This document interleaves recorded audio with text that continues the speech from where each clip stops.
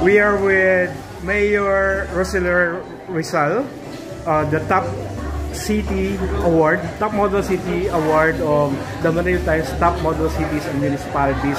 Sir, how does it feel getting the Top Model City again? Of course,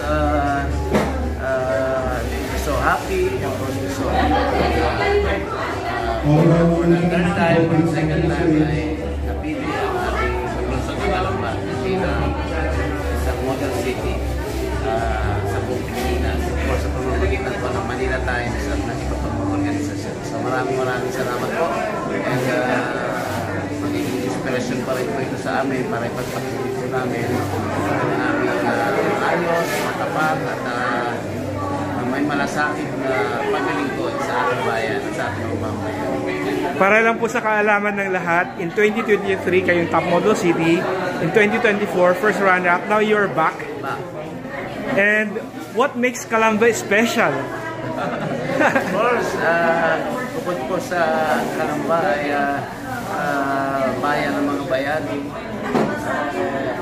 Kita po, kita yan pagiging bayani po sa mga kinikilos, sa mga ginagawa, iniisip, planong, programa, pagtulong at pagsasaayos at itaas ang antas ng kalagayan ng mga Calambino. Yan po, no? Sir, sa magandang mamalakad sa Calamba, baka itulak po kayo sa national position. How do you feel about it kung mangyayari po yan? Tuloy lang po muna ang serbisyo at darating po ang panahon. At basta po tayo ngayon, focus po tayo sa lilingkod sa ating lungsod ng Calamba.